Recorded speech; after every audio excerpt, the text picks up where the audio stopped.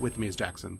Hello, hi. These are episodes that are going to be released on YouTube that were unlocked with your Patreon donations. You can go to patreon.com/abnormalmapping to help fund the show, and we will put these up on YouTube. They're going back in the podcast feed. These are old episodes that we are going to talk about in retrospect. Jackson, how do you feel about listening to ourselves talk 4 years ago? Oh, I don't like it. I don't like it. It's not good. I'm so young. I'm so young. The thing that this does is it makes you realize just how much games, like discourse, has changed in the last few years. And not even that it's changed, like this feels like it was recorded two lifetimes ago. So, if you don't know, this episode was the first Abnormal Mapping episode. This came out October 30th, 2013. Yes. It was a very different time. This episode didn't have a title. When we get to the episodes with titles, we can tell you what they originally titled, because we used to title these episodes. We did. But since this was our first podcast, it did not have a title. This is covering introduction to ourselves, a idea for a segment 2 that never got off the ground, and covering DmC Devil May Cry. But first, Jackson, tell the people why we even started a podcast. We started a podcast because we were on multiple podcasts before this. Hilariously, one of the suite of whiskey media sites called Screened, which was a movie website. So we did a bunch of podcasts there with like other people that were all way too long and not very good and very rambly. But we thought we each other were cool and talked about games a lot and thought, what if we made a podcast that was good? Because we listened to a lot of game podcasts. And we talked about this in this episode. We listen to a lot of game podcasts and get frustrated with the focus on like new releases and news, and the fact that very few of them actually have every person on the discussion sit down and play a video game and then talk about it. So the thing that happened with me was those Screened pubcast, gamecast, whatever, were very Giant Bomb inspired, where they talk about the news, talk about what you've been playing, just the things that people talk about on a video game podcast. At the time, I enjoy Giant Bomb, whatever. I still listen to Giant Bomb, but my real love was Idle Thumbs, which was a much more like talking specifically about single game, maybe a couple games. They didn't play the same games, but they did like approach them from a much more like formalist perspective because they were game designer. I guess they weren't game designers at the time, were they? So Jake was always a game designer. Okay, yes. But at the time we started the podcast, like the move for everyone leaving Shack News had started to happen. But yes. But it was a much more like formalist game podcast where they would get into the nitty gritty of games, and that was always what was interesting to me. And so I took the idea of like the way Idle Thumbs talked about games and basically mashed it with Rebel FM's Game Club, which they used to do, in which they would play a title usually over like 2 or 3 episodes. We just decided because we, one, weren't popular to have a built-in audience that would listen, but also because we were, we had a little more free time than like actual games journalists, so we were just going to play a game a month. That was my initial idea. I always wanted to do a game club because it was the only way to get it to where we weren't talking about 2 games the other person hadn't played and just like explaining the basics to them back and forth, which is what all games podcasts are, and like my least favorite thing about video game podcasts. Yeah. And so I just roped you in because you were the best boy of all of the dumb boys on that podcast. What a different age. How far I've come. When we both identified as male and all of the things that will happen when you listen to this episode. Yep. No, it's a different time.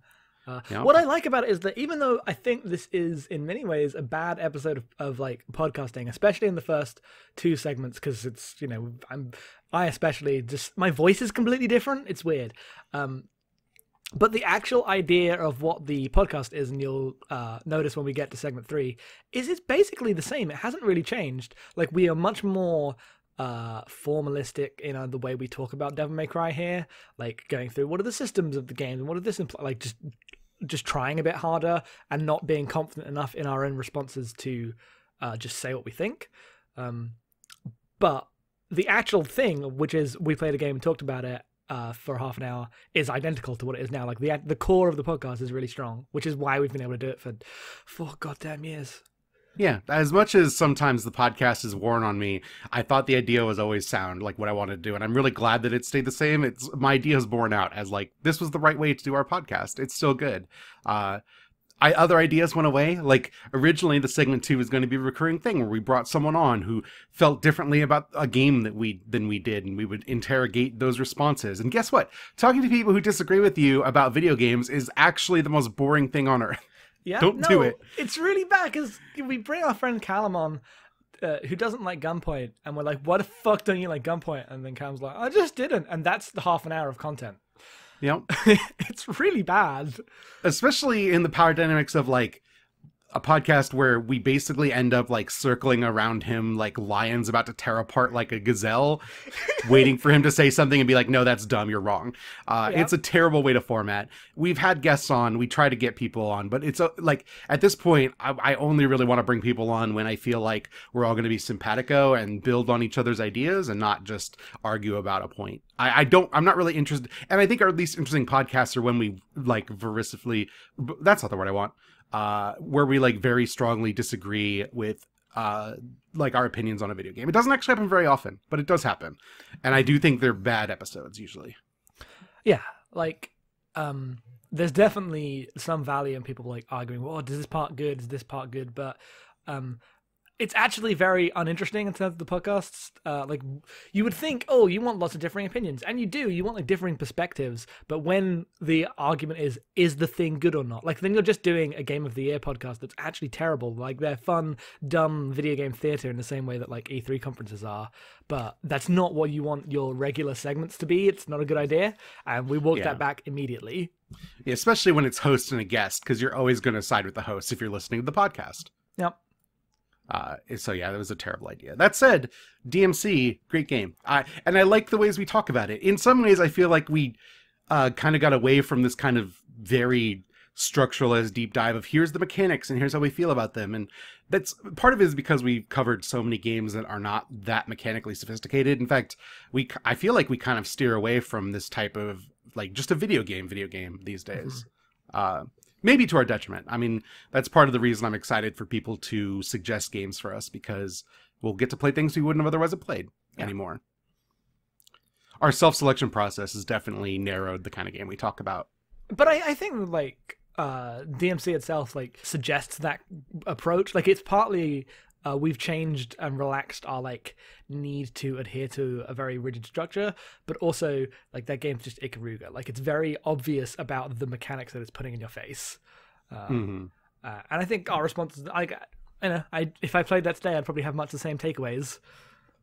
I think I would probably be less interested in its story. Yes. But mechanically, it's still like an interesting game. We talk at length about how much we wish they'd make a sequel, and I still kind of wish they did, even though that is now less than zero chance of ever happening. Never. Yeah, I mean, they're probably 6 months away from announcing like Devil May Cry 5 or whatever, right? What if DmC : Devil May Cry 5 crossover? Bring the Dantes together. That would... I don't want that. I do! Yeah, of course you do. Ninja Theory would have to make it, though. That's my one thing that would make everyone mad. Yeah, no, they're not going to do that. Ninja Theory doesn't make video games anymore. They've been making their game that's really realistic about mental health called Hell, or whatever it is. Hellblade, isn't it Hellblade? Oh, I was going to say Hellblade, but that was too dumb. So I thought I'm pretty sure it's Hellblade. It's actually Hellblade, man. That could be good fun, but man, Hellblade. Yep, and they worked on Disney Infinity. They were part of that Star Wars stuff. Oh yeah, you're still sad about that. Yeah, no, I remain sad about Disney Infinity because Disney Infinity 3.0 was like a really good game. The playsets were really strong. Talking about how games have changed. Was Toys to Life even a thing in 2013? I guess yes, Skylanders was out. Skylanders was big. It was like when it was actually a thing. Yeah, man. That Disney Infinity came and went in the time since we started this podcast. Whew. Yeah. Whew. How do you feel on the eve of our 4th anniversary in a couple months? Old. Feeling good? Old, yeah. Yeah. No, you were a teenager when we started this podcast. 19 years of age. Teenager. Ugh, gross. Yeah. Baby. Remember when our podcast was going to be the Walking Simulator video game podcast? That was our pitch. That was our pitch. Remember walking simulators, like, as an idea? Yeah, that people would get angry about. Yep. Things move so fast.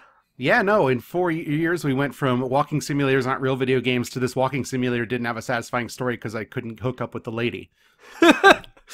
All right, games have evolved. God. I guess things don't. You think things change, but then the Bioshock collection comes out, and then suddenly everyone has a big reaction, like, oh, some people didn't like Infinite. What is this contrarian take? And you're like, oh right, games are just different bubbles on bubbles, and yeah, because we were in games Twitter way back when, and now we are not. I mean, I guess like the games Twitter bubble grew exponentially to where the idea that Bioshock Infinite is garbage is now like an accepted fact. I hope. Well, there's just different bubbles, I think. Like, yeah. I guess we are totally one of the many, like, maybe less recognizable, but one of the many bits of, like, game criticism culture that came as a response to Bioshock Infinite in a weird way. Like, we're definitely part of that. Like, I remember. Yeah, no, that was one of the impetuses for, like, I want to just talk about video games with someone who's simpatico and talk about good video games because I'm tired of people talking about bullshit like Bioshock. Because we both got Bioshock Infinite. Apparently, we're going to do this because we had a long time like bleeping the name of Bioshock Infinite out from the podcast, but it's key to this story. We both got that game like close to its release. No, you got that game, and I rented it from a Redbox. It's the only time I've ever used Redbox because you were talking about it, and the internet was talking about it. And I was like, I bet I could play this in a weekend if I pushed myself, and so I did. Yep.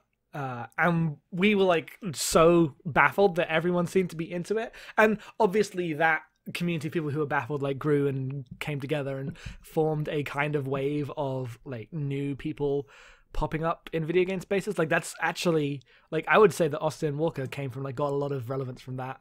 Like that's the whole whole group of people on Twitter. No, that is the game that like catalyzed our friendship talking off Twitter because I was like sending you messages about playing through that game. That was one of our first big Skype conversations with you going, "It's a fucking ghost." Yeah. Oh. So yes, this podcast does not exist without Ken Levine's Bioshock Infinite. Congratulations. So much wouldn't exist. If only maybe both sides are evil. There's always a podcast. There's always a podcast. So that's episode 1. Jackson, how embarrassed were you listening back to this? Just so embarrassed. It hurt me in every part. Oh, God. I was a lot more of much of a... Like, if you listen to the entire run of our podcast, you'll be able to, like, tell how my confidence as a person kind of goes up and down. Because at the start, there's a little less than this than I thought there would be at the start, but it's a lot of me just kind of laughing in response to everything and then agreeing. Mm-hmm. That's just kind of my one nervous boy move, but later it's not really much of a thing anymore. Like I still do that because that's the thing I do, but only when I mean it. I will yell at them and tell them they're wrong. Yeah, no. I mean, I'm never wrong, but you're allowed to believe that I'm wrong, I guess. I respect your beliefs even if I disagree with them. You don't. So, we did this first episode because it was the logical choice, but if you would like us to do meta mappings for your favorite episodes, let us know. You can send it to podcast@abnormalmapping.com. We didn't even have an email address when we first started this podcast, so it will not appear in the body of this episode. That said, you still consistently misquote our email address as questions@abnormalmapping. I know. I got it right this time. Yes, you did. Yep. I always forget because I'm used to every other podcast having questions. Now, podcast at abnormalmapping.com. Yeah, I know. Anyway, suggest episodes you would like us to do this for, your favorites. We're going to kind of like vaguely pick ones we think we can talk about. We're not going to go in order necessarily. These will eventually all be done within like, I guess 4 years time, right? Almost. I guess so. Yes. If we stick to one a month. Yep, and then we'll be caught up. We're only going to do this for episodes pre the Patreon launch, probably, or maybe pre doing this, because everything will just go up on YouTube as we put it out at that point. Yep. And this will go up on the feed, and let us know if you enjoy it, what you'd like to see, and otherwise enjoy this first awful audio quality, embarrassing ass episode that still sounds like an Abnormal Mapping episode, but from an alternate universe where we all use the worst mics, and my fan of my computer is so loud. Yes, but also I like that because it's the one time where my microphone is better quality than yours. Yep. No, it's bad because I immediately switched to a different, also bad microphone, and then it's still kind of noisy until I get a new computer and get this blue Yeti. You use 2 different mics in this episode, like between segments. There's a hard. Yeah, no, the segment 2 is really bad. So enjoy this intellectual curiosity. Yep. And let us know what else you want to go up on YouTube. So goodbye. Yep. And come back in 2 weeks for KOTOR 2, our real podcast. Real podcasts.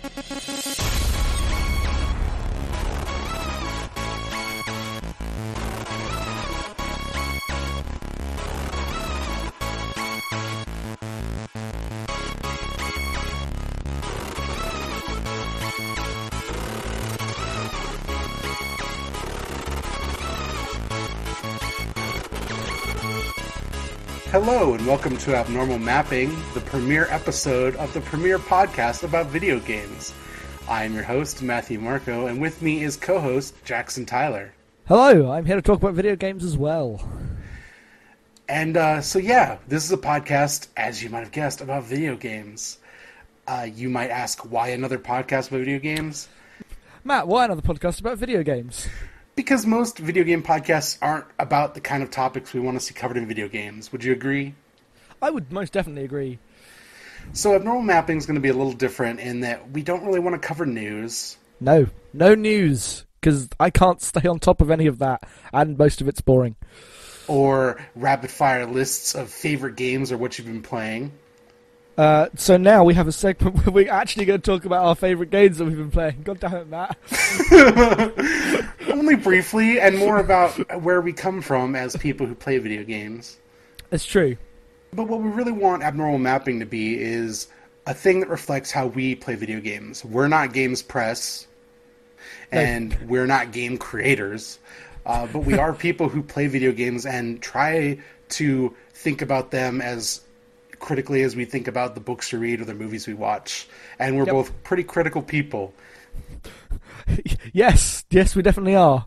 That's not to say we're not optimistic, Matt. Abnormal Mapping is a podcast about optimism, Jackson. We want to cover the games that we're passionate about, that we're interested in. We are not going to cover things just because they are the hot new thing. Yeah, and even though we are like to think about things critically, hopefully we're going to get across that video games are cool, and just like we like to talk about them and think about them in that way. But before we talk about video games, let's talk a little bit about who we are and what we're all about. So I'll hand it off to Jackson, and he can tell you a little bit about himself. I'm the young one here. I'm only 19 years old for about 12 more days, and then I'm 20. I've been playing video games for a while, but I got into it when 3D games were starting to be the norm. So never had any of the old things. Like I had a SNES for about 2 days before it broke, but video games for me have always been 3D in terms of what the big ones are. I never had the 90s experience because I'm too young. Yeah, so I started around... my first proper console was the Xbox, and I obviously rode that train, got a 360, and only a few years ago did I start really realising that video games were way more than... Flip Tricks and EA Tracks. And EA. Yeah, I actually have an EA Tracks poster on my wall, and the X is huge because I have a heart around the X in EA Tracks because it's for me. And even back then, I was into interesting games. Like probably one of my favourite Xbox games was Jet Set Radio Future, which had a way better soundtrack than EA Tracks. Also formative. There we go then. But basically, about the last 3 or so years, I've started to become more aware as indie games have become a thing, and the Xbox Live Arcade, segueing into Steam, segueing into now PlayStation Network, have introduced me to all these games that have been interesting and cool to think about in a way that is not just, I'm going to shoot this dude, or I'm going to flip this trick. It's... So whoa, what game are you playing? That is AO. Yeah, it's Tony Hawk. It's BMX XXX, actually. I never played that. I don't want to mistake for the record. I have never played BMX XXX. I have just heard it referenced a bunch. But I'm actually, in terms of what I would describe myself in what games I like, I don't know. I mean, I like good games. I like interesting games. You like good games. That's don't we all? But I'll basically play mostly anything, because I'm still finding out. I mean, everyone's still developing, but I'm at a point in video games where I don't know what is going to be my special area of taste, and I'll find that out as I go, I guess. And how about you? Well, I guess I'm the old man of this podcast at a staggering 28. I've been playing video games since the NES, which is maybe my first memory of playing Super Mario Brothers and being afraid of the Bowser Castle stages because I was 5. As such, I've been playing video games my entire life. It's always been the hobby under the things that I'm really crazy passionate about. Like, those change and always have, but always video games. I can relate to that. Not the old part, but... Great. Just make me feel worse. No, to be fair, I can relate to the old man part, but that's mostly because of my demeanor and opinions, not actually my age. As such, I grew up mostly with Nintendo consoles until the PlayStation came along, and it became impossible to just be an N64 gamer because who wants to play Glover? And there was a game called Glover? Yeah. Okay. Spoilers, we talk about it in the second segment. I mentioned it offhand. Did I say there's a game called Glover? No, you didn't. You were just laughing at me. Okay. Glover was an N64 game where you played as a disembodied white Mickey Mouse glove that walked around with its fingers and like used a ball to move around because it would walk on it like a circus ball kind of thing. It was bad. It was dumb. And so I moved over to the PlayStation and the crazy Japanese games and all the RPGs, which is kind of where I stayed until I got a 360 and started playing AAA games for a very brief period. I've always been kind of a guy more into weird, interesting games over necessarily games that are good, and always been into Japanese weirdness, which is why I feel like the segue into indie games happened really naturally for me. Braid came out, and Super Meat Boy, and those were platformers, and they don't make those anymore, or they didn't, really. And I got really interested in that, and that led rather gracefully over to the PC, where I ran into the infinite variety of interesting games now, where I really dived in. As far as preferences go, I feel like things that I'm really passionate about are still platformers, narrative-driven games, and weird psychedelic freak shows, anything by Jeff Minter, or anything with pulsing lights and techno music is probably something I'm way into, because I like video games as a weird sensory experience. Do you like walking games? I love walking games, Jackson. I don't know if you know this, but walking games are the best. You're going to wear that term as a badge of honor, be like, yeah, walking games are great, because you know what game genre I never got into, and it's because of my history being so Japanese skewed and Nintendo skewed? Shooters. That's right, I'm the guy who actively hates shooters as just a genre. I know that they're well made. I've played some of them and still do sometimes, but I don't like games where you walk around with a gun pointing out of your camera. Pretty much every interesting shooter game, or every interesting shooter, is interesting in spite of it being a shooter. That's accurate. I don't think you're wrong. Portal's probably the exception. I wouldn't call Portal a shooter. You shoot traversal. Yeah, but I think what makes a shooter is the fact that you shoot someone who is shooting back at you. Sure. That's yeah, okay. I won't argue about that. Speaking of shooters and guns, Gunpoint! Oh, that's right. We're going to have 2 segments as part of this podcast. The second segment, which we're about to get to, we bring on a friend of ours, Callum Petch, to talk briefly about PC Indie Darling of the Year, Gunpoint, which is a game that both me and Jackson really liked, but Callum had some dissenting thoughts about, and we wanted to talk to him about why, and maybe where that stemmed from, and what that means about us as players versus him as a player. And then in our main third segment, we're going to talk about Devil May Cry, the 2013 character action game reboot of popular Japanese Devil May Cry franchise. And that's going to be most of the podcast because we have a lot to say about that game. We do. Hack and slash is pretty cool, so we talk about them. I realize that we never really established whether we should call Devil May Cry a character action game or hack and slash. I think we called it hack and slash. We mostly call it hack and slash, but I think the appropriate term is character action game. You know, a CAG, a hot CAG. Well, we spend a bunch of time calling Bayonetta a hack and slash game in which there is very little hacking and slashing unless you count hitting people with your feet, either of those two things. I guess it could be a hack. I guess you could hack someone with your feet. Sounds like it would be the worst. Yeah. I mean, she gets those ice skates, so yes, that's a hack. Yes, I feel like hacking implies there's some sort of like machete-type action going on. Would it be a hacking with the laser sword or not, or is that not capable of hacking? It can slash, I think. Sure. Yeah, okay. I don't know, I think hacking has to have some hard resistance. Write in at questions@abnormalmapping.com. No, that's not actually our... Write in... We don't actually have a podcast email. Write into our Tumblr, because why would anyone email anything anymore? Put info in Tumblr Ask Box, abnormalmapping.tumblr.com, if you have an opinion about this very dumb, very nuanced distinction of genre. Now let's end this nonsense and continue on into segment 2.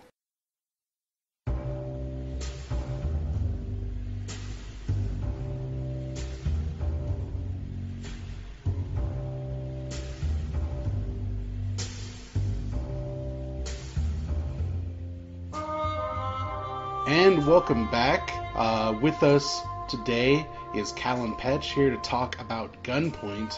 Gunpoint is a PC game that was released in June of 2013, made by Tom Francis, who was a writer at PC Gamer, and most of the talk around Gunpoint has centered around Tom Francis basically making the entire game himself and Game Maker, being one of the rare instances of press becoming game creator, and not just community manager or whatever.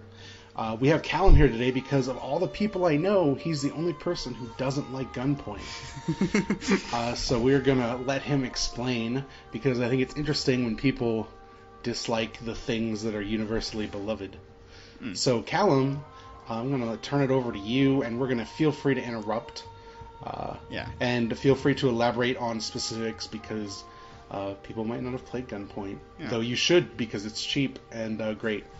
Yeah, I mean, I did pretty much just buy Gunpoint because it was in a Steam sale for, I think, less than £3, and so I thought, well, even if I don't enjoy it, I'll just buy it and see what all the fuss was, which, you know, is sometimes is the best way of impulse gaming. But so I played Gunpoint all in one sitting because, again, it was about 3 hours, and it's not an PC game. I don't have that much access to a PC otherwise, and I think that if I had split it up, I might have been slightly more tolerant of a lot of things, because I like Gunpoint's writing. I really don't like Gunpoint's gameplay, which I often find just to be tedious busy work instead of interesting puzzles. It's oftentimes just it's often just kind of like you need to find the one specific way through this area, or spend 20 minutes going through the separate things. I remember, and specifically, there's one level late on in the game where the only way I could ever get my head around getting through it is to essentially have bought the gun and then have to race through the entire level in about 30 seconds without being shot to death by anybody because of the way the whole thing's laid out. Or other levels where essentially it's where you have to just drop into an area and then figure out which way to go to get to the switch that opens up the next level. Like the actual level traversal and that sort of thing, I never found particularly interesting or engaging like that. And several times I just think there are mechanics in there, especially in the early going, but I didn't think were explained decently.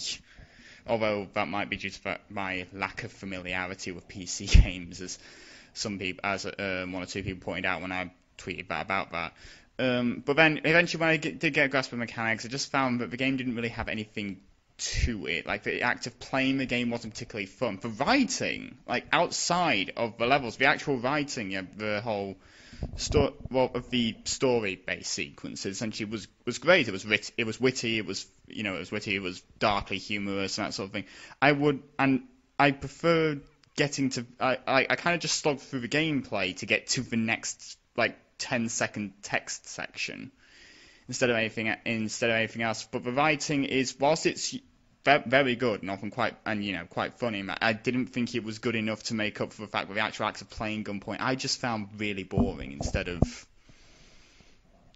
like interesting. I think like if the act of playing the game was better, then I would have actually fully enjoyed it instead of just saying, well, the writing was fine, but otherwise I was quite bored throughout. I'm mainly wondering, like, is the concept of like game? Does anybody else seem to find the gameplay in Gunpoint the weakest part of it, or is that just like a thing I'm having trouble with here? That was a question I was asking you guys. Yeah. I really like Gunpoint. I think the gameplay's great. I think the reason I like it is because, one, the movement controls are just spot on. Just jumping and sliding will never get old. And two, cross-linking is just a good.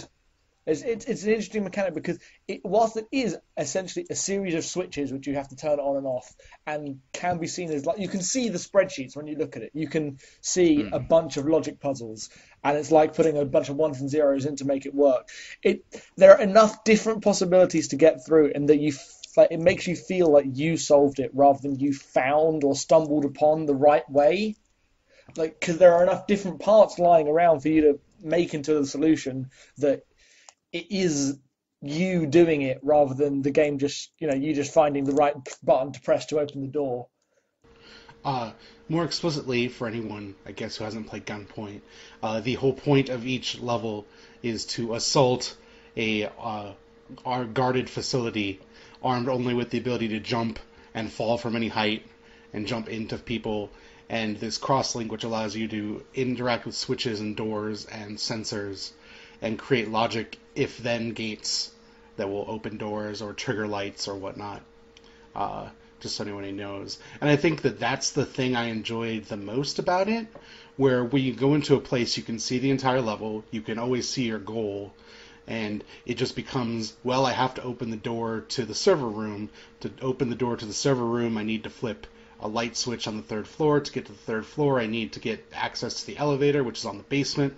To get access to the basement, I need to get rid of the guard, and you end up working backwards from this weird knot, and as you do that, the possibility space branches out in a lot of ways to where I could crash into the ceiling, or I could trick a guard into opening one of the main doors, or you could, and even just the act of doing those things, besides using the extra abilities that come later in the game, which I basically never touched, or the act of whether or not you're going to be stealthy and invisible or just kill everyone, because a non-lethal playthrough in that game is totally possible, is interesting to me because there are so many ways to tackle these things that always lead to the same goal. It's not like there's some wildly different permutation of most of the puzzles, but it is definitely tailored to individual choice down to the game reinforcing that in you get awarded if you kill nobody, or you get awarded if you kill everybody,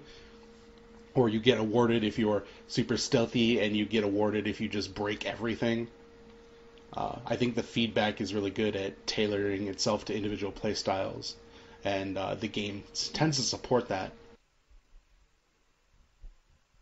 And like the way you both described that, it's like I can see why some people have enjoyed it, but I don't think that sort of like the way they do that kind of puzzles is for me, because there are a lot of instances where the whole cross-linking between, like, unlocking security doors by flicking to a light switch that you could then get a guard to open them up. That never particularly sort of gave me that same rush of, I did that, I did that, I found the solution, I'm smart kind of feeling, but a lot of that I get from a lot of other puzzle games, that sort of thing. I just kind of feel like I'm just doing like GCSE ICT work.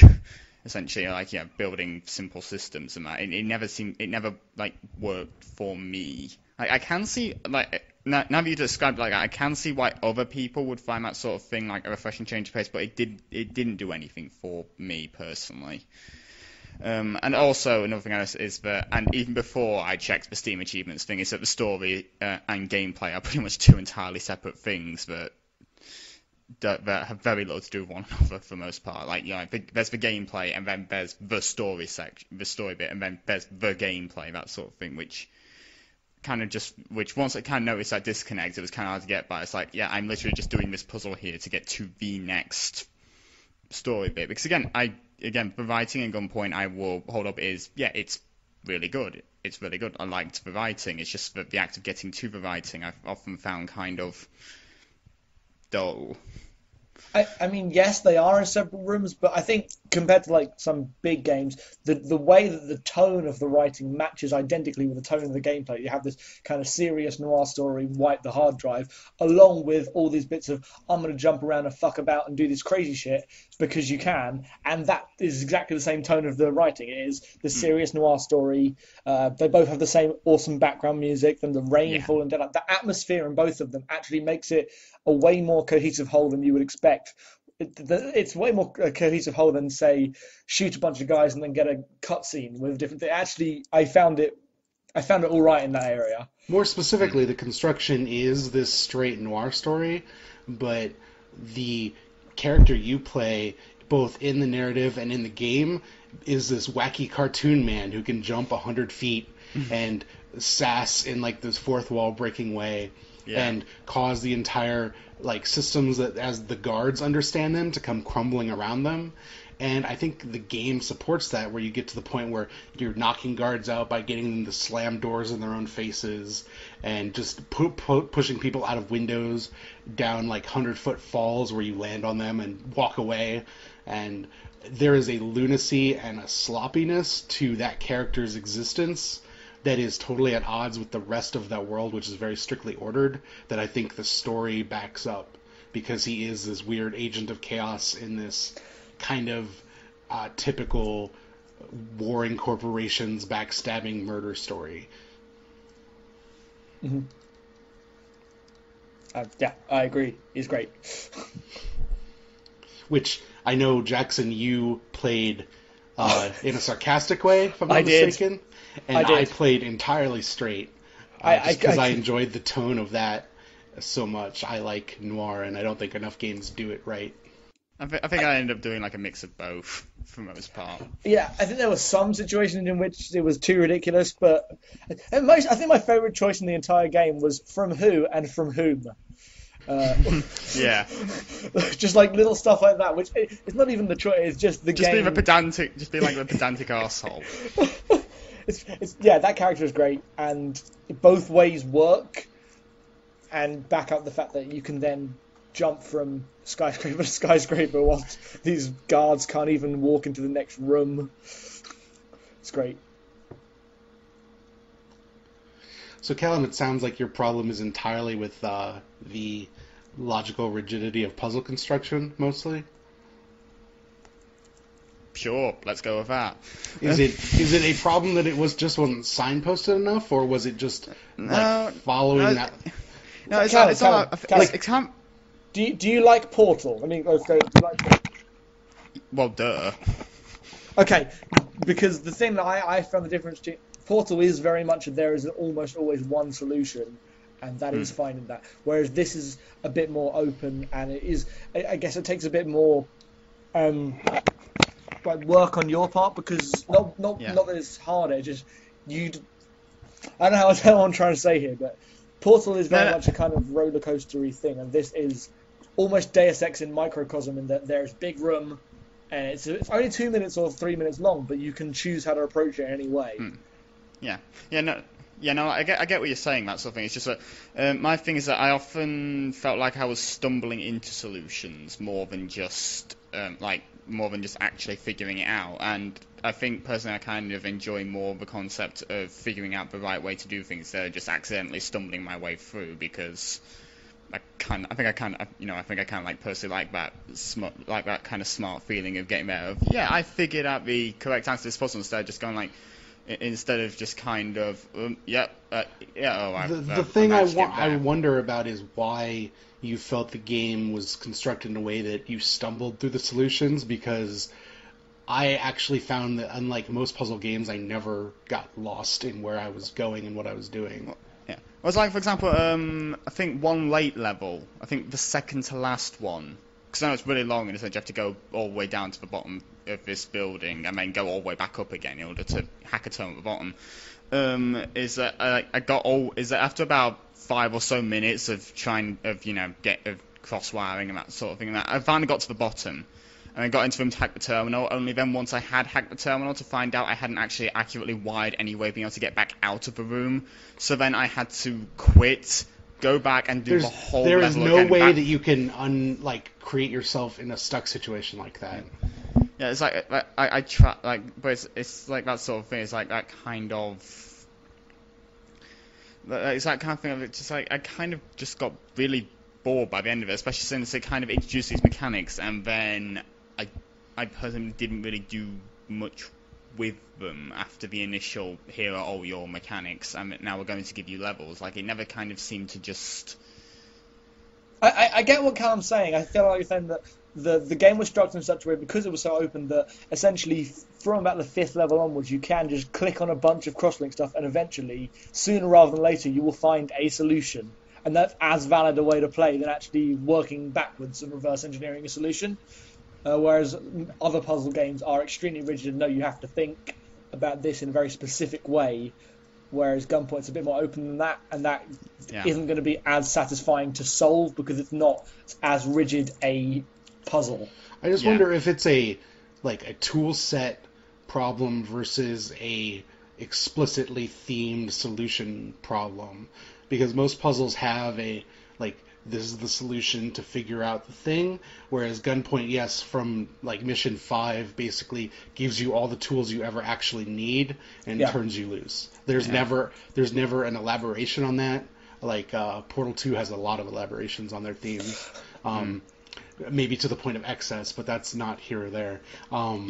And so it is entirely about learning more efficient ways to use the single ability you have, which is switch on off, to create these solutions. And I don't know, maybe that I'm trying to think of another example of a game that is like that in recent memory, and something doesn't really come to mind. Do you have one, Jackson? I don't play enough of puzzle games to know, but most of the ones that I think of are constructed in the other way. That's why it was a breath of fresh air. Yeah, I've been after I've finished it, I kind of did spend the next few days kind of just reflecting over it and thinking in my well, why exactly didn't I enjoy it? And it's kind of coming down to the sort of that maybe I'm the problem. Maybe the way I not as in in a bad way, but the way I gain satisfaction from puzzle games and that is not in tune with the way Gunpoint works, and therefore it's kind of just not that kind of thing that's not for me personally. That kind of thing, I can understand how other people and others kind of, can get enjoyment from it and gain satisfaction from getting through puzzles and that sort of thing. But for me, how I personally just find it kind of, unfulfilling, busy work.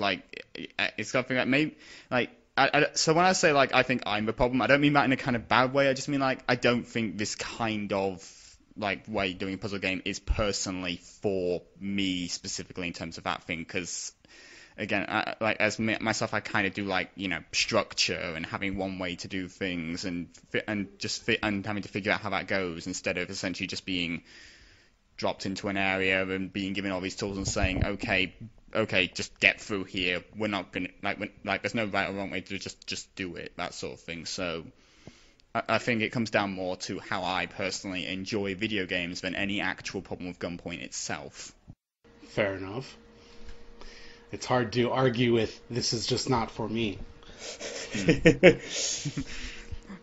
I just alongside that, you were preparing some sort of rebuttal to that kind of it's just not for me, and then it kind of just.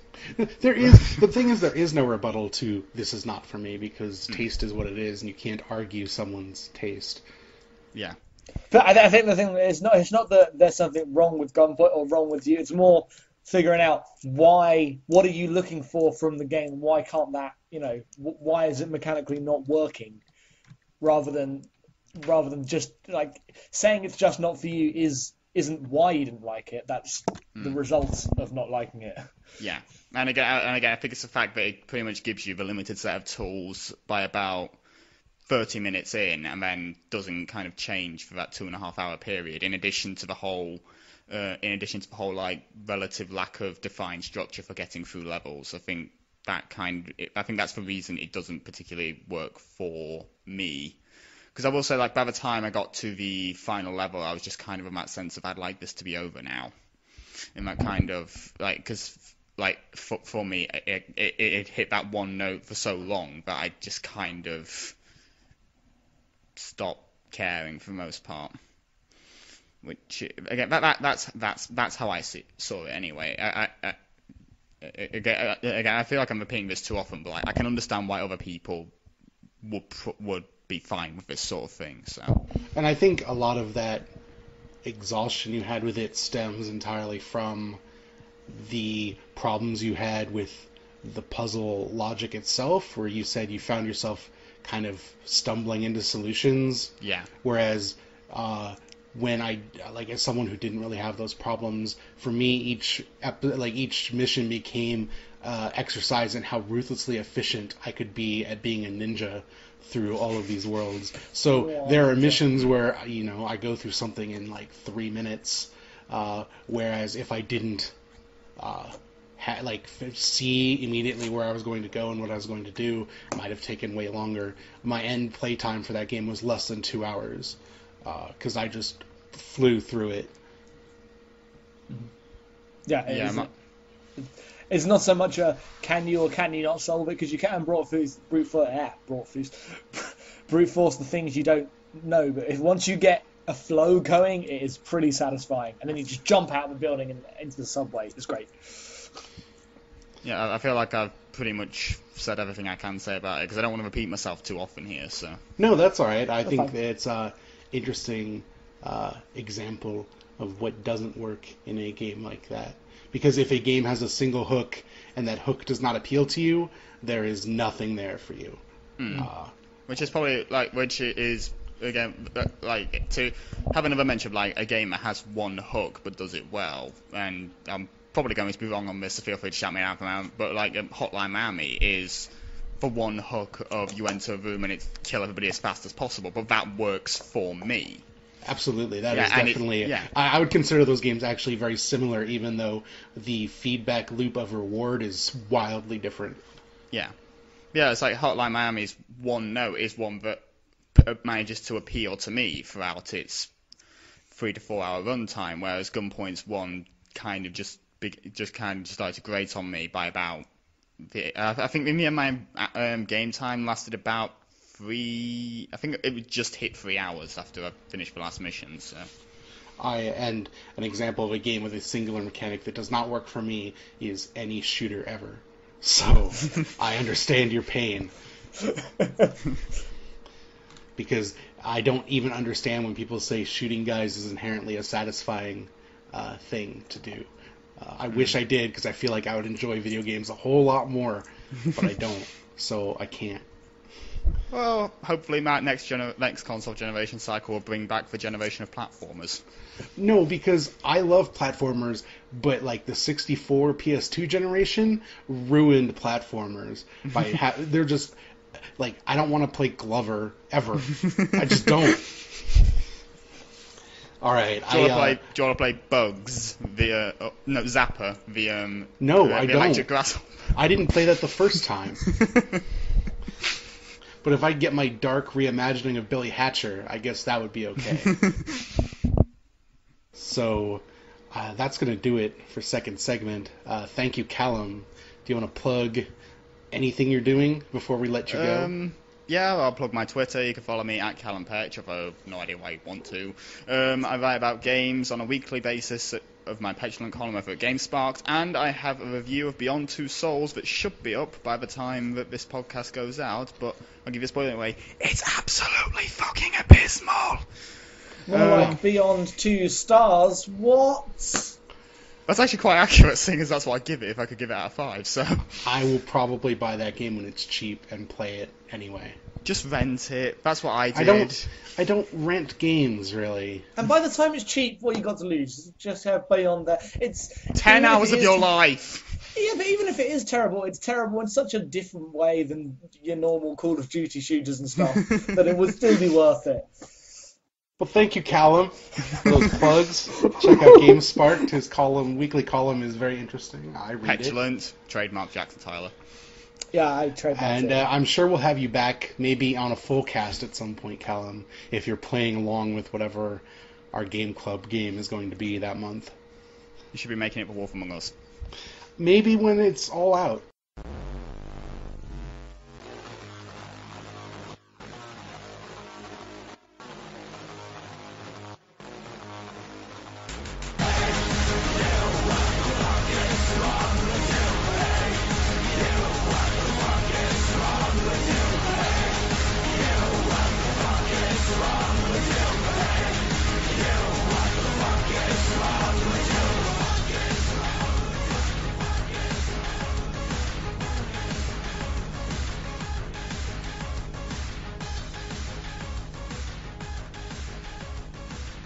So for our third segment, the bulk of this podcast, we're going to do our Game Club.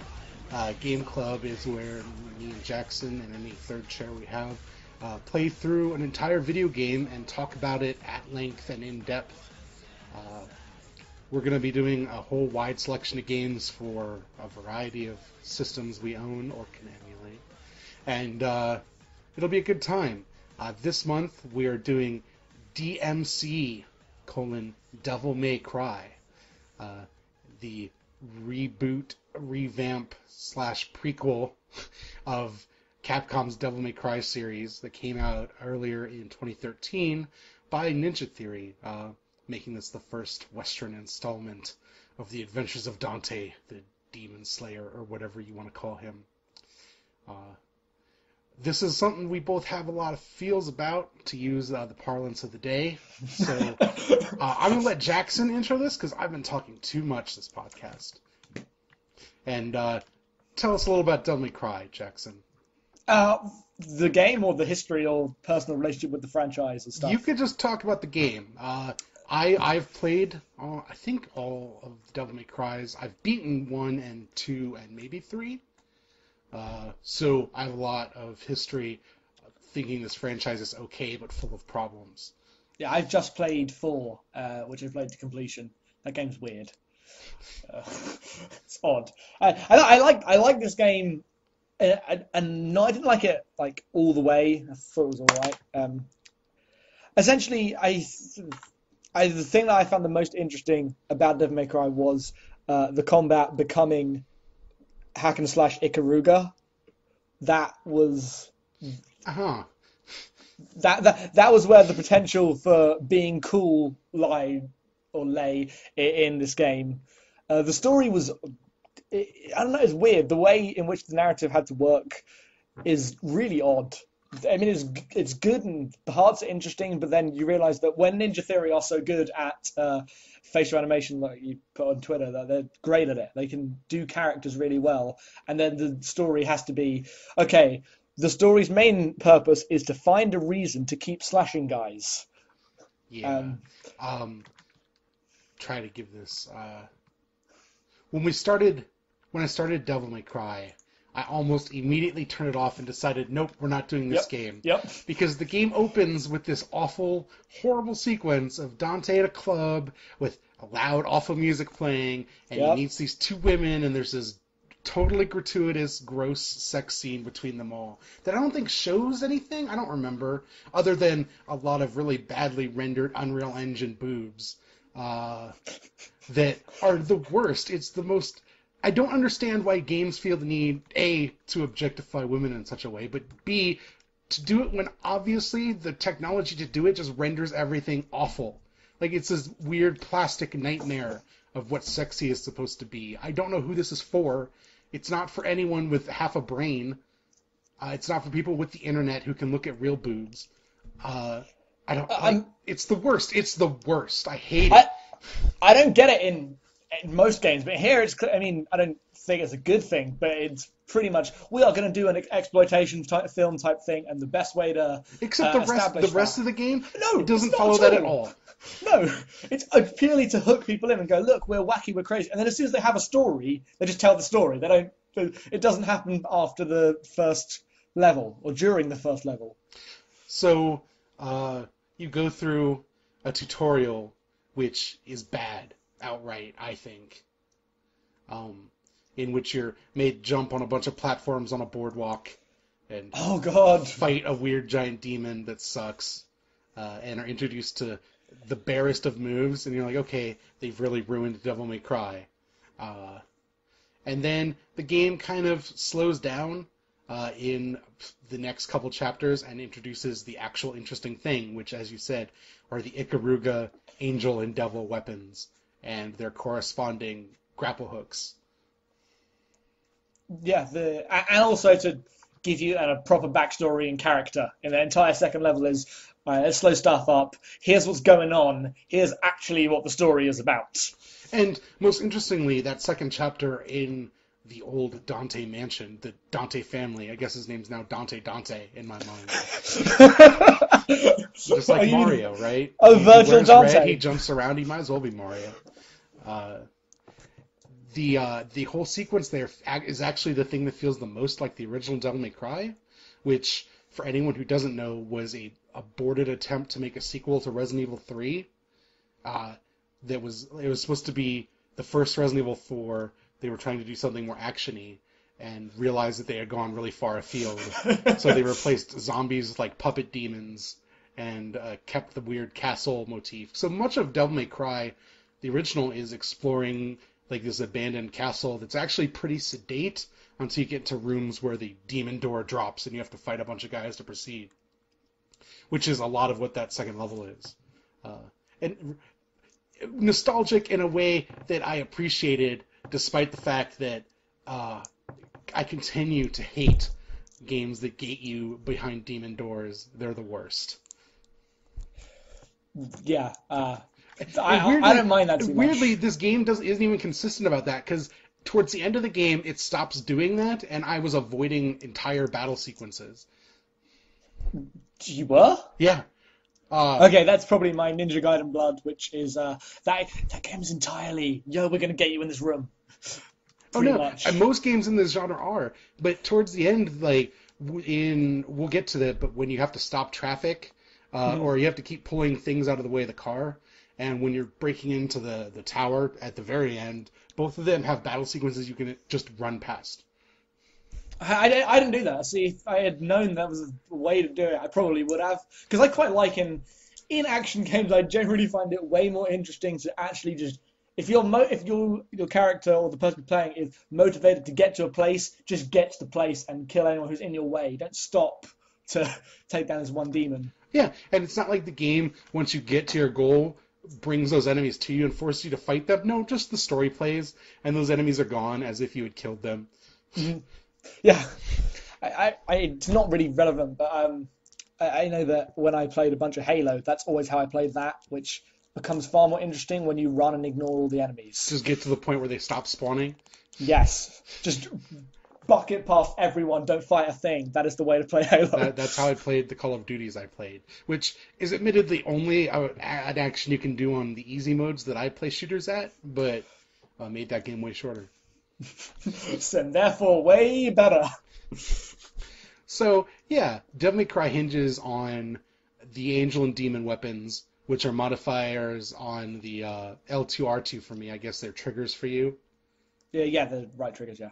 And they turn your sword into either a glowy weapon or a dark evil weapon. And they have various effects. The dark weapons hit harder. The angel weapons are more like crowd control weapons. And with them come two grappling hooks. The angel one pulls you to things, and the demon one pulls things to you, which the game uses both in battle and in the various platforming sequences that make up like half the game. I feel is platforming for a hack and slash brawler. I don't remember the other Devil May Cry's being quite as platform heavy as this game is. I'm playing 4. There was a bunch of maybe not that much, but there's quite a bit. And they like, especially in remember stuff that were like weird floors that would go out from underneath you, and they had some platforming puzzles in there. It wasn't just jumping. They had a bit of that, but it was never as properly defined as this one was. It was no, here are these mechanics, and here's how we will use them, and unfortunately, they will essentially be QuickTime events. I don't really think of them as QuickTime events. I guess it depends on whether or not you think like Prince of Persia 08 is one QuickTime event or not. I don't think of that game as a QuickTime event either, and it's essentially the same. You leap to this point, and at this point you have to press this button within this window, or it doesn't. Okay, that's a QuickTime event. But the game never drops the mechanics to give you a cutscene in which you're pressing buttons to scrub through the animation. I think it's more I agree, but I think it's more that the actual, not puzzles, but the platforming chains aren't very complex. It's always the maximum of like 3. If you were switching between them more and doing more in the air and more crazy stuff with your demon and angel powers, it would be far more satisfying, because at the moment you just like a couple of times, oh yep, something's out of my way, I'll pull this thing to me. It never felt challenging enough to require all these you teleporting to it or it teleporting to you skills. Oh no, absolutely not. What's more challenging is the fact that your air dash is seemingly random in what direction it decides to send you in. Yeah. How many times did you air dash and just die, fall to your death? Many, many times. One of the worst ones is towards the end of the game, there's a sequence where when you jump, there's hellfire that rises up and does damage if you're not on a platform. Oh, yes. And I missed the platform, and the hellfire hit and drained all of my life. Which meant that it wasn't that I fell down a pit and had to be reset to a new sequence. It's that I fell down a pit, and because I'd taken so much damage, it gamed over. And I had to start the sequence over again from a checkpoint. Oh, no! Because I wasn't going to blow a continue orb on that. No. That would be dumb. Yeah. So, at this point, I feel like the thing we should talk about most is that battle system, because we both played a lot of hack and slash kind of games. Yep.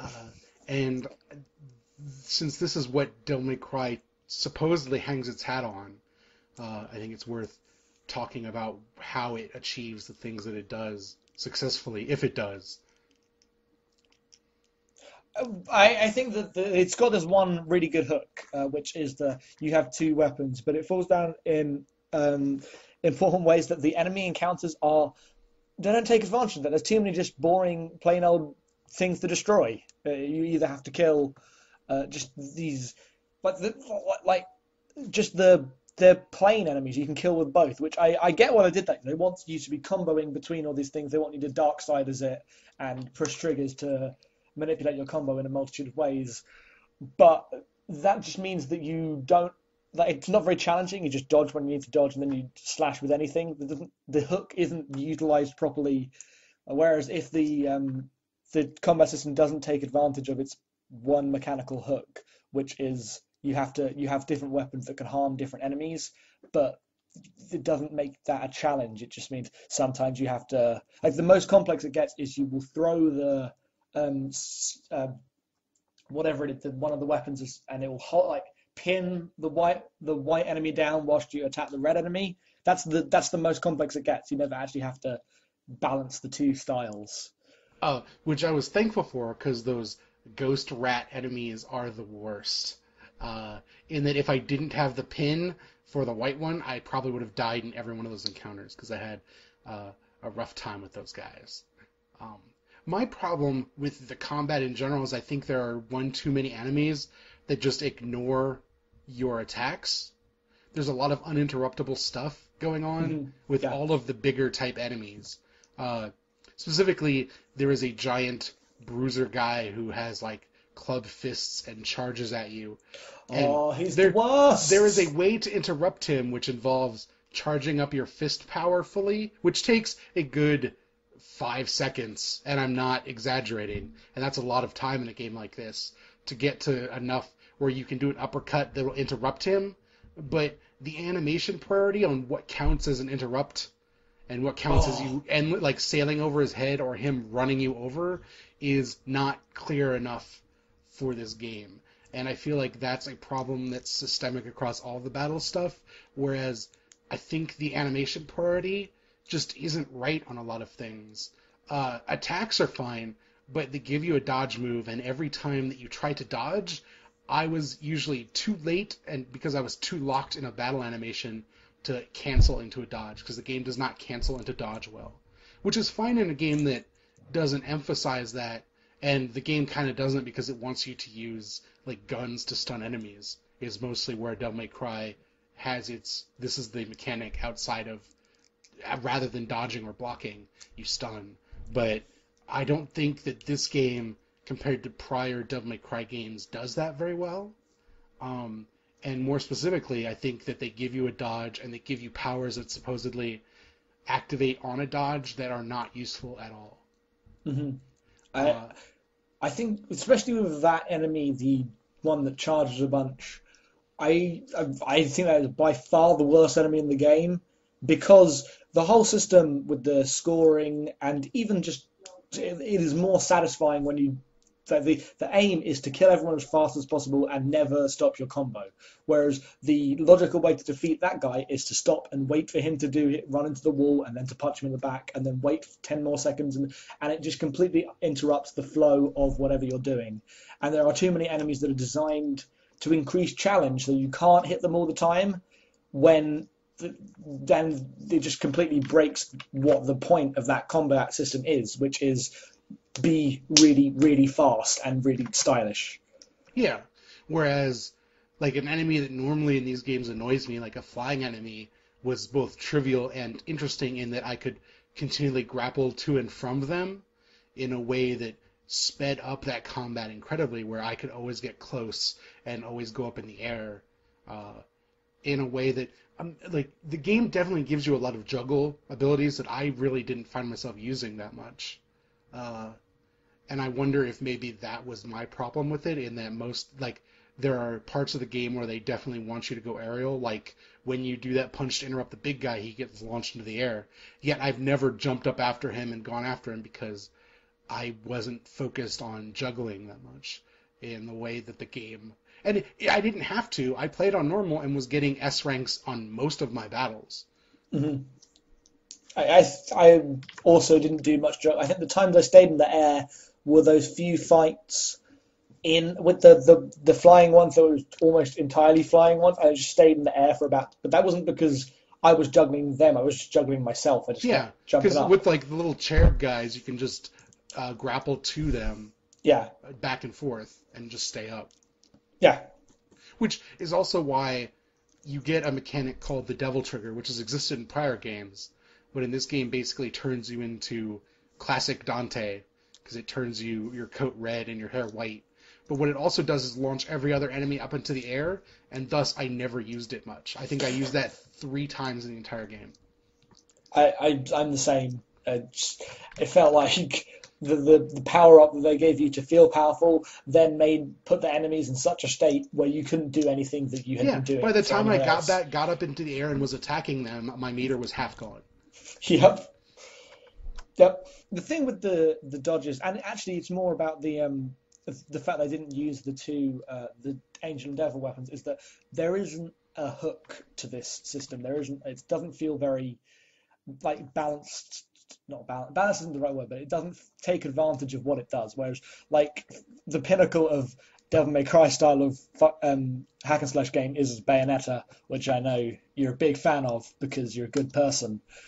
Which essentially the entire game is designed around that witch time mechanic. Even combos with that, there's so many of them that it's not even really about combo memorization per se. It's about finding the right time to dodge, finding whether to charge or to slash, and finding the combos that extend your slow motion time for as long as possible. Even the enemies their side, like the enemies that are like those wheels that extend to just huge rolling pins. Like those are all built around ways to find an interesting crowd to dodge around, which that entire game is that one mechanic. Whereas this just feels like they have grafted this these Angel and Devil mechanic onto a kind of bare bones Devil May Cry system, and didn't take anywhere near full advantage of that, and or their own dodge mechanic, which you say, it's really poor cancelling and cancelling enemies' attacks as well. It's not very good to interrupt or cancel, which means that it feels a bit weak in those areas and doesn't feel as responsive. I mean, there's definitely, it allows for versatility, because in every load screen I got to see silhouetted Dante do some amazing stuff where he's switching weapons on the fly in the middle of combos. I never did any of that. No. Well, the problem is that you're always going to hold the right trigger down because it kills guys faster. The red weapons are so much more powerful than the other weapons that unless there are a million guys around you and you need to get one of them away, you'll switch to the angel weapon. Or if it's a specific type of enemy, but otherwise you generally aren't punished or aren't encouraged to do anything other than the thing that kills them in the fastest, coolest way, which is generally hold the right trigger a bunch and push them up in the air. There's not much else incentive to do anything else, so it feels like I'm always holding down RT. And I found, I don't know how true you found it, you get an upgrade to both the angel and devil weapons. And I found that after I got those upgrades, I never went back. Well, what do you mean? Like, when I went to the fists and the glaive, I never went back to the axe and scythe weapons. Oh, I went back to I switched between a bunch of them all the time. Really? Because I found like they did the thing that those weapons were coded to do so much better than the prior version. They probably did, but I switched between them a bunch just because. That's more because the way the upgrade system works, and that you've given me these new ones, but my old one I put all these points into, and I just had this mental block of I should use all of them and spread it all around. Even though neither of them, I killed guys just as fast with the other ones than I did with the new ones, so it didn't really make too much of a difference. Because especially that glaive, the move where on me it was circle, I guess that'd be B for you, where you throw it at them. Yeah, is an amazing interrupt to almost every enemy in that game. I didn't use it anywhere near as like it'll stop witches in their tracks. It'll stop those rat dogs in their tracks. Like just enemies will stop and be interrupted for 20 seconds while you attack everybody else. I used it, but only after about 2 levels after I should have cottoned on to the fact that move is near game breaking in how much easier it makes everything. Whereas I felt like the upgrade to the gun was actually interesting and useful, because I used that shotgun a whole lot. It's because they had the weird enemies that you had to... Absolutely. Yeah. But I thought that its damage spread was way better and way more useful than the just the Ebony and Ivory guns. The Valkyrie enemies, like the flying angel guys, would just fall down to the ground when you shoot them with the shotgun. And the Ebony and Ivory ones are almost purely for I'm going to keep you stunned for a few more seconds so I can stab this guy. I'm going to keep my combo meter from going down. It doesn't go up, but it doesn't go down when you are unloading into dudes. Whereas the third gun you get in the game is the most useless weapon in the entire game. What even was it? It's like that weird sticky grenade thing. Oh, you're right. Yes. Where supposedly it could interrupt those big guys that we keep complaining about, but you have to put 4 or 5 bullets into them and then trigger them all at once to interrupt them. What? Yeah, because it gives you a tooltip. If you hit the whatever those guys are called with 4 thorns and then make them all go off at once, because you can store them up into guys, it would interrupt their attacks. I didn't even interrupt their attacks, because at some point it was quite clear that the easiest way to kill them was to use the big fist, wait for them to fall over, and do that twice. I did it once, and you put all 4 of them, and once it triggers, it causes that state where they're down and there's the light shining out of them, where you can pull them over or hit them, whatever you want to do. But the problem is that they also will shake those off if they charge or stomp. So you have to unload all 4 thorns into them in about 3 seconds, which is impossible given that gun is so slow and you're too busy dodging out of the way poorly. Mm-hmm. Yeah. Whereas, if you want an example of a game that does this right, Bayonetta gives you 8, 9 weapons, something like that, and each one of them is interesting, and each one of them, A, has way more combo potential, but the various combinations of using weapons on your hands and weapons on your feet change more dramatically how that game plays.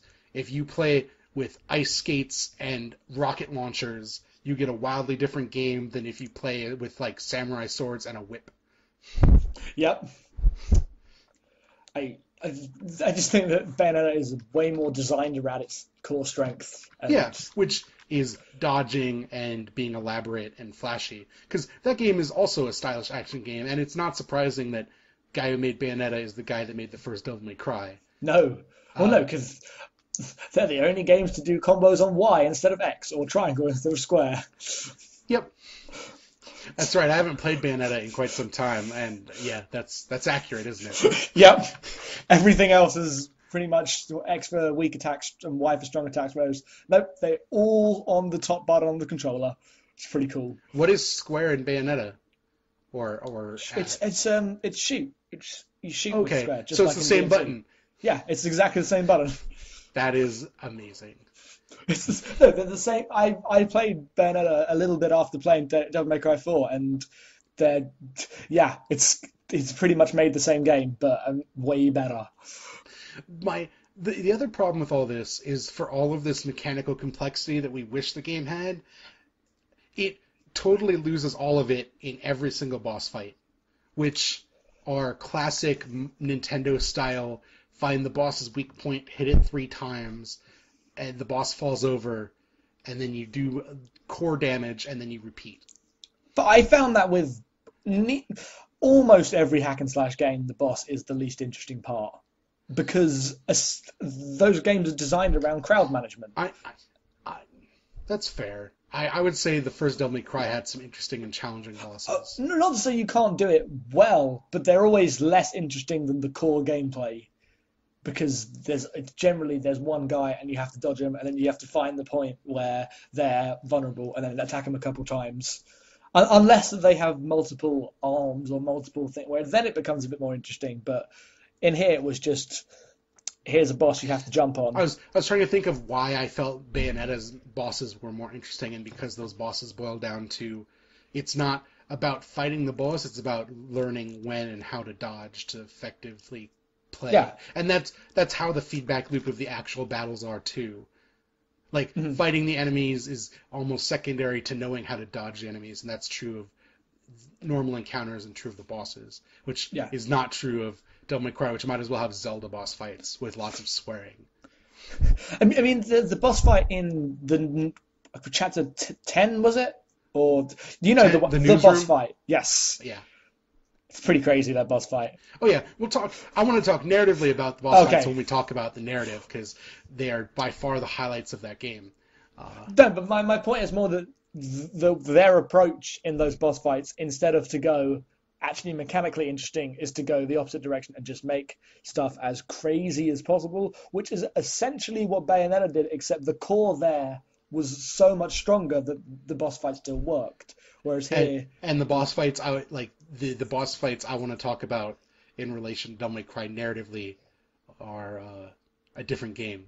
Exactly, yeah. You know which one. Yes, I do. So, one last thing before we move on from the mechanics, I guess. The thing that interests me the most is that, as someone who's played Ninja Theory's other games, all of these problems are problems that they had in their prior games. I know you have not played Heavenly Sword, but Heavenly Sword was a great story with some interesting characters. Not a great... A perfectly serviceable story with great, energetic characters that emoted well, bogged down by weird, sloppy, like God of War style fighting controls, which didn't work at all. And then their second game, Enslaved, which you have played. I have. Is, I think, a game with incredibly great platforming and really unnecessary fighting. That's fair assessment. I didn't mind the combat too much. It's not a problem, but I remember it being incredibly simple. It is. You block now, and then you attack with the one attack you have. Because at its core, Enslaved is them trying to do Prince of Persia. Yes. Exactly, it's that. And I think the platforming could have been slightly more interesting because I replayed a bit of Enslaved this week. Admittedly, it's been a while for me, but I remember sequences of like crawling, like climbing up the windmill or crawling across like the rubble of like pillars that I found at least visually and like mechanically exhilarating in that the gulfs you are trying to cross and the spaces are actually affecting in a way that Devil May Cry's cross all these platforms with your grapple hook or fall down a pit weren't necessarily, because Devil May Cry just becomes this weird Mario 3D land. These objects float in a null space at a certain point. And while that's visually sometimes interesting, it doesn't feel like there's no sense of scale to a lot of it. I think the difference is entirely... I mean, they're very different games, but the reason that Enslaved works isn't because its platforming is good or its combat is good, but because the tone is focused on essentially... For a platformer with combat, it is extremely tranquil and relaxing. And you get into this pattern, and you know the things you have to do, and they're not very hard, but you do them. And then you do the next one, and it's all about spending time with these characters. Whereas Devil May Cry is attempting to do these intense, challenging sections, and everything is on all the time. So that doesn't fly. Which I guess doesn't surprise me that my favorite sequences of Devil May Cry are when you get a new weapon, there's a very serene platforming sequence that you go through. Those are really nice. And the lead up to boss encounters, which are super abstract platforming sequences, which aren't necessarily good, but they're not like difficult, and what you're surrounded by is always very interesting. Yeah, they do atmosphere pretty much the best of any Western developer I can think of. I mean, in those style of games, in big AA Unreal Engine games of all things. So, any final thoughts before we move on to talking about the story, where I think we might have more problems? I also think this is more a problem, not a problem, but just a fact of the genre or the style it's trying to be, in that there's no strategy to it. There is absolutely no strategy to this game, in that it is very much encounter to encounter to encounter. The closest it gets is the fact that when you buy a health item, the price of the health item then goes up, which is your motivation to not just buy a bunch of health items. I still bought a bunch of health items. Oh, exactly. I'm saying it's not very strong. Like, I obviously talk a lot about my favorite in this genre, which is Ninja Gaiden Black, which I think is so good because it balances like the score system is diametrically opposed to the way you get money in that game, which essentially means that the risk of doing well and killing all these enemies means you get less money because you use the money directly for power attacks. So you balance, like, there's a long-term strategy in that game, whereas if you decide early on you want to play a certain way, you will have less money to spend on health kits later on. And there isn't any you could cut a level out in the middle and it wouldn't really disrupt the flow of DmC in the same way. And I feel like that is definitely not a problem, but it just makes it less satisfying as a whole experience. And I wish that they had mechanically tried to do something to make the whole thing worthwhile and fit together. But they've just gone the other way. No, these are segmented levels. You can play any level anytime. Just it's all about in the moment combat.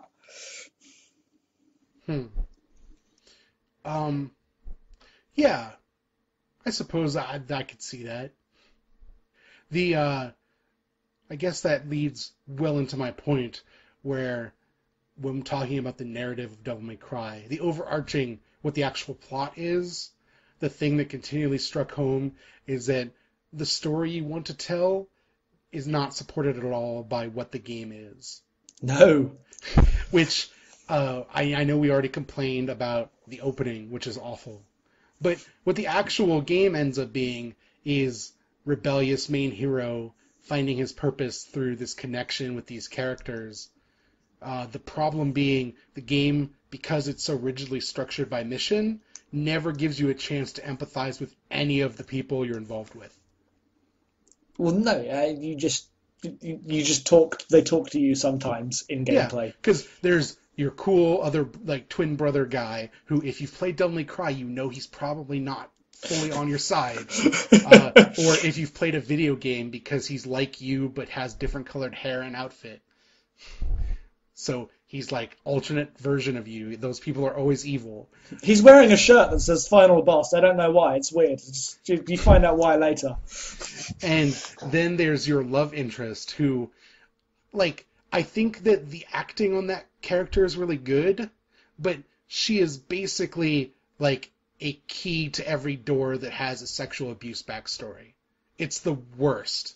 Mm-hmm. Because she is a walking plot device that is like this really gross model where you and everyone else is walking together fully clothed, where she is doing the exact same stuff, but in the shortest shorts and in the revealing shirt hoodie that is made, like, cut specifically to reveal all the cleavage. Yep. Which is, I know, just video games, but I'm going to call it out in all the games we play because I'm tired of it. Agreed. But even more importantly, the entire end of Dante's arc hinges on him having this really deep connection to this character specifically, and Virgil not having that, and none of it is earned. Not a single bit of it. I mean, the closest they get is that one sequence in the hideout where she's hiding. I mean, that's the only time that in gameplay, I'm being really generous here, but that's the closest they get to that actually affecting what you do. It is probably the most narratively interesting level in the game. Mm-hmm. Yeah. But what they set up is, Virgil wants power, and you were someone who didn't care, and then you met these people and it changed your life. What that game is describing is basically Bastion. Mm-hmm.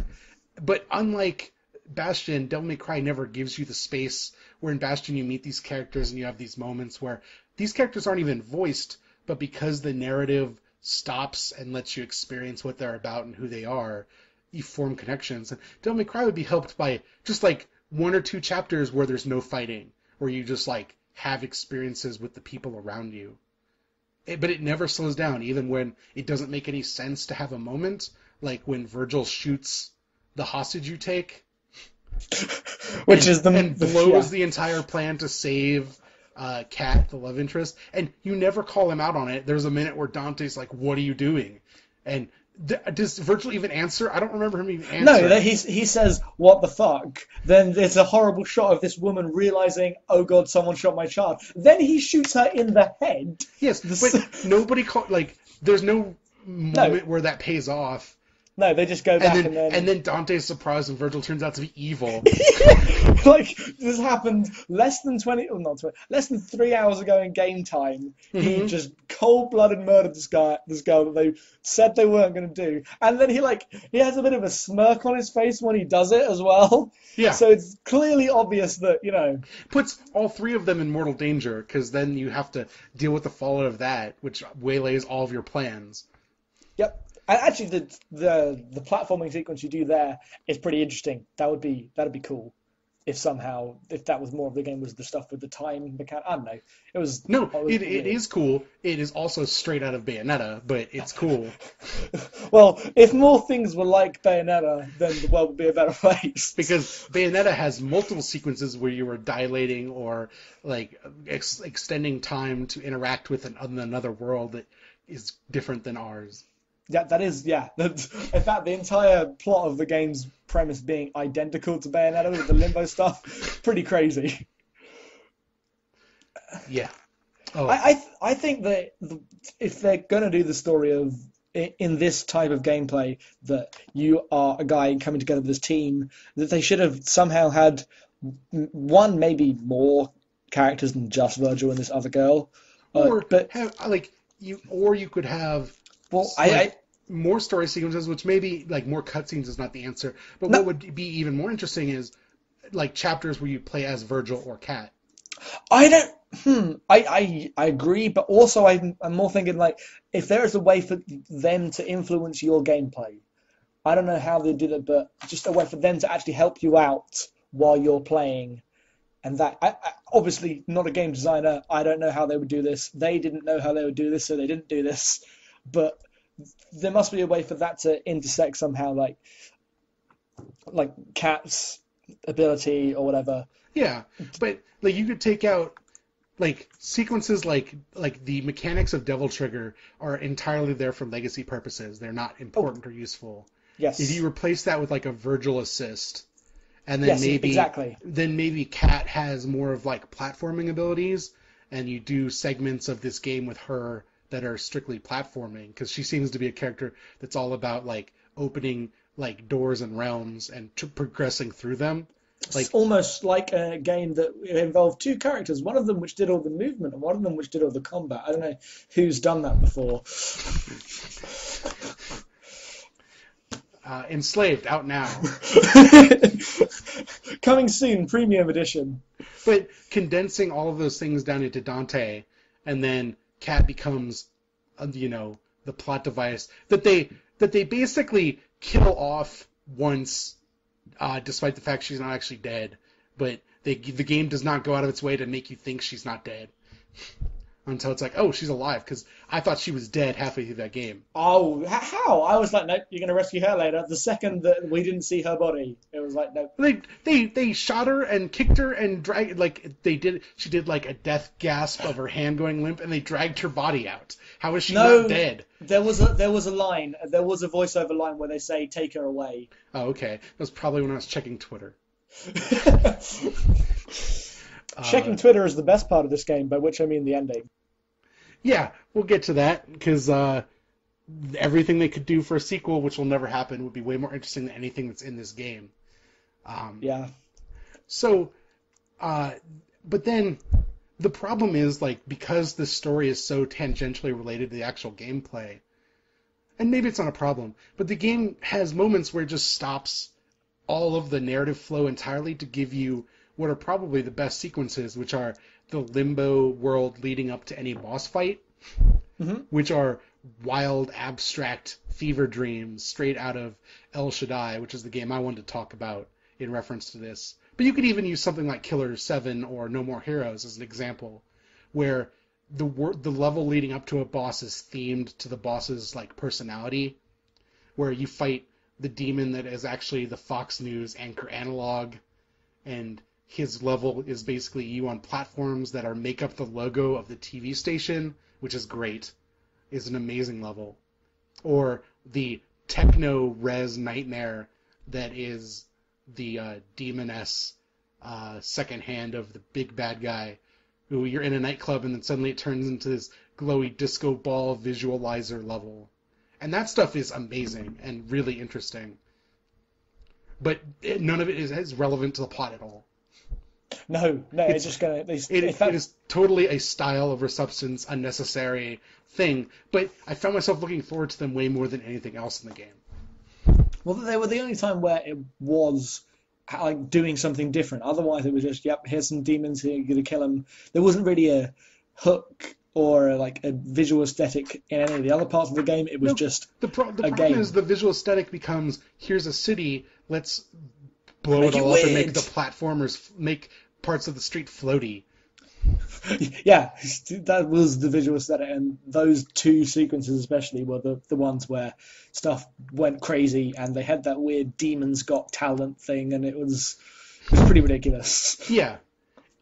So, like El Shaddai is a third-person hack and slash game that is almost all style over substance, where the mechanics of the game are actually incredibly simple. It is like a 2-button game, but the worlds you traverse are all like that, and all themed in these wildly disparate ways, where there's like a Tron world and like a nature world, and it is much more of it errs much more on the side of platforming than it does actual fighting, and I think it does it better, and is a weird, interesting experiment of a game.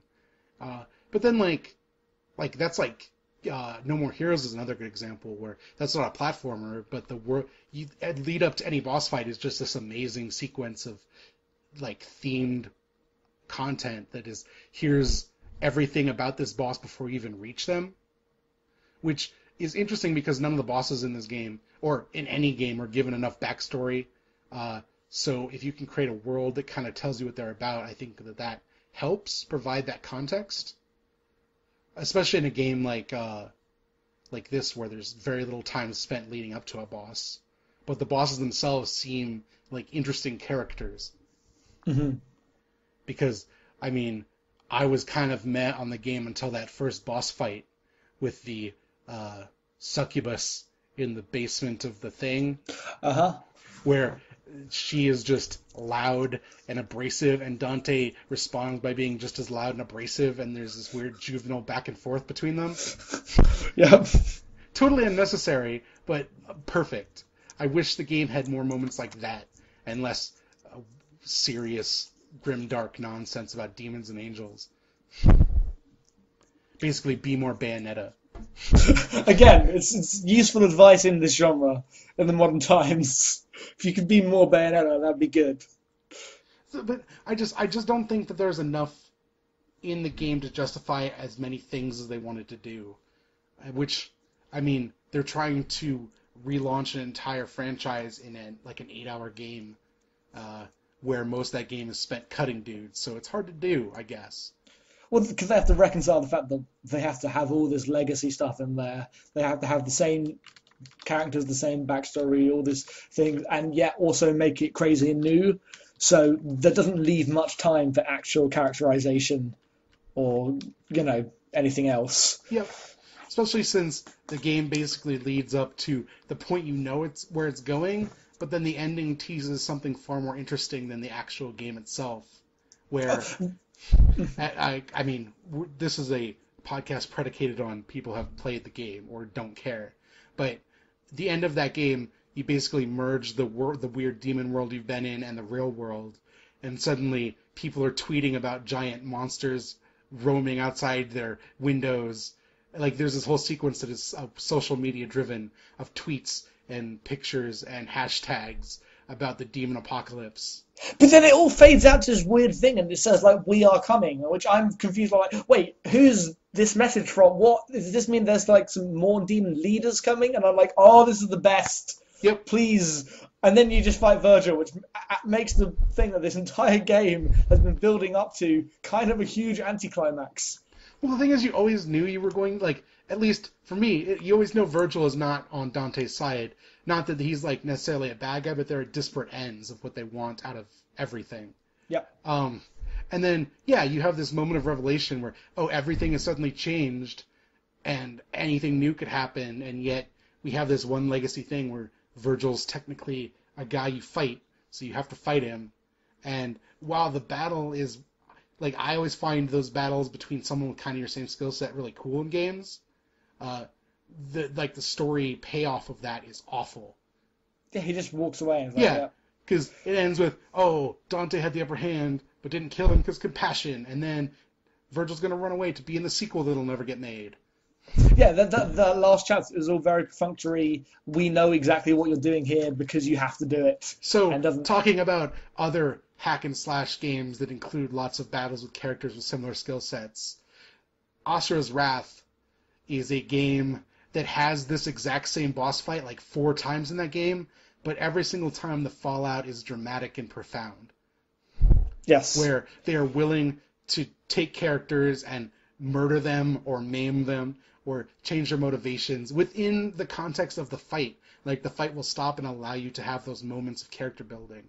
If there were some Asura's Wrath moments in that fight with Virgil, it would make sense because these are characters who aren't necessarily spending all their time trying to kill each other.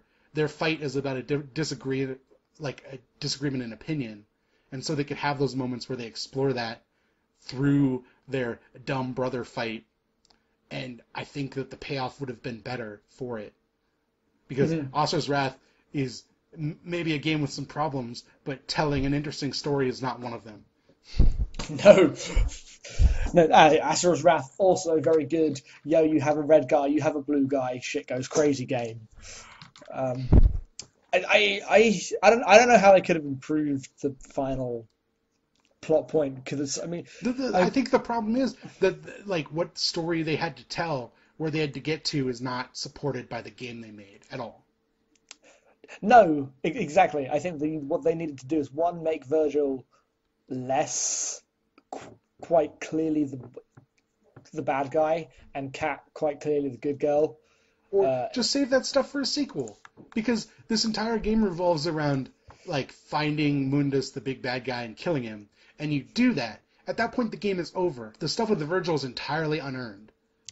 That is also true. It generally takes about 10 seconds, more than 10 seconds after toppling a regime to realize that the new regime is corrupt.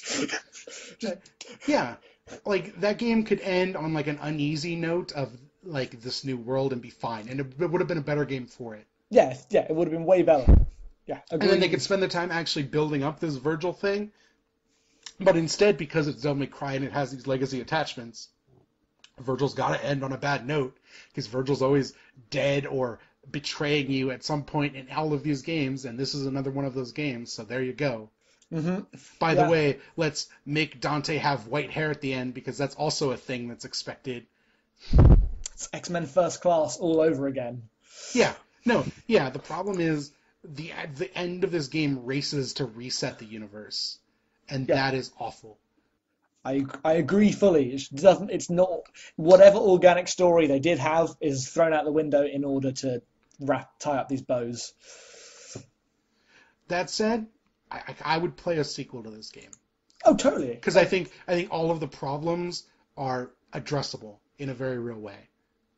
Yeah, and there's enough potential, and it's fun enough. It's not like the gameplay's bad. No, I mean, we've listed off a bunch of like games that we think are better in the course of talking about this, but there's plenty of hack and slash character action games that are terrible. Oh yeah, we're talking pinnacle of genre type games, not... We didn't talk about God of War. We didn't talk about Dante's Inferno. For good reason. Oh, Dante's Inferno. I'd forgotten Dante's Inferno existed. Thanks. I've been listening to old bombcasts, so Fair enough. The only reason I know. It's a good way to go. I guess that's about it for Devil May Cry. This went longer than I thought it would, which is nice. Mm-hmm. We had stuff to say, turns out. So, we're going to go ahead and announce the game club for next month, because I'd like to announce that at the end of all of these podcasts. And the game club game for next month is going to be as far away from Devil May Cry as you can get. Pokemon X and Y for the Nintendo 3DS, which is admittedly a new release, and I said we wanted to get away from that, but it's what we're playing. And Pokemon always has plenty to talk about with it. Is this your first Pokemon, Jackson? It is totally my first ever Pokemon game. Yeah, I've been coaching a lot of newbies through their first Pokemon game, and that experience opens my eyes to just how ridiculous trying to jump into Pokemon at this point is. I'm avoiding really any FAQs and stuff. I'm just going to go in. Yeah, absolutely. But those games are, the way I would define them is baroque, because they don't ever drop mechanics. They just layer mechanics on top of the previous game. And so the game that exists now is built on the fact that you've played 5 other generations of this style of game. It's Tony Hawk again. And I think that they do an okay job explaining that stuff if you pay attention, but it's still a lot of information, and so much of it kind of expects you to already be afloat on your own, and I don't know if that's necessarily a given. But we will talk about it. We'll talk about that, yeah. So I guess that brings us to the end of the first one of these. End of the first episode, yeah. We did it. Feeling pretty good. Feeling better start. now. Half tempted to go and re-record my introduction to this. But, so I played a video game when I was younger, and then I played lots of them, and now I play more now. And they're good. I like them. So we're going to be posting this onto our website, which is just a Tumblr right now. It's abnormalmapping.tumblr.com. Have you registered that? Yeah. Okay, good. I intend to reblog video game stuff there from time to time. Maybe do some writing. There's no guarantee on that. But these will go up until I decide if I'm going to pay for a actual aggregator. This will not be on iTunes. You'll only be able to get to the website. But we'll look into that in future months. If you want to get a hold of us, you can ask us questions on the Tumblr, because we have an Ask box, because that's cooler than an email, because I don't want to set up another Gmail just for this. Also, no one actually does. One of the weirdest holdovers is how podcasts still have actual emails. Yeah. Or you could hit up me and Jackson on Twitter, where we will engage in conversation, because we do that. So you want to plug your Twitter and anything else you do, Jackson? Tylea002 on Twitter.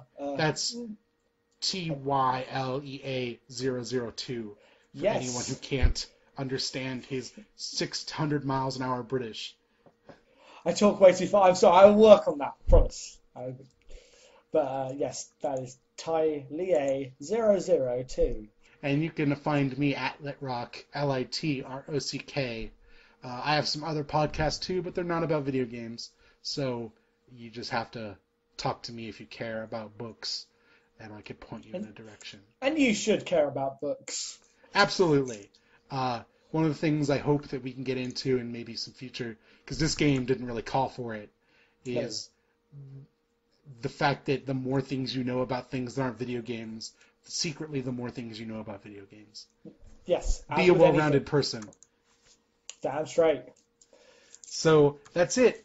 Everybody go home or leave feedback. Let us know how this was. I know it's awkward, but it's our first time. God damn it! God damn it! You just had to, didn't you?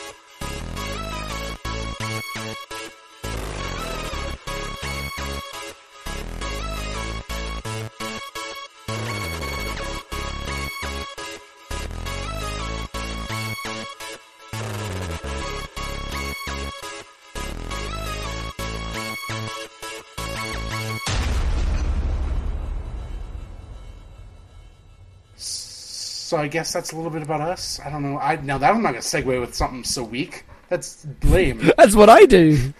We're going to go with you talking about shooters, and then I should just say what the format's going to be. Cause... Speaking of shooters and guns, Gunpoint. Yes, that's actually intro with that. Speaking of shooters and guns, Gunpoint, and I'll be like, yes. Okay, so I say that, and then you go on. Yeah, and I'll just go, and then we'll end this. So segment. I'll just say that again, and then you do that. And I will not laugh in surprise. I will just riff on you. It worked better if you laughed in surprise. Okay, but you can't force that, so don't. Yeah. Speaking of shooters and guns, Gunpoint. Contact.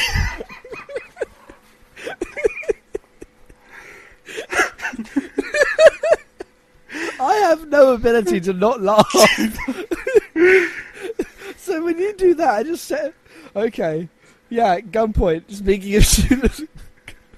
I did that on purpose. You need to go again. I'm not going to keep that. Oh, you think?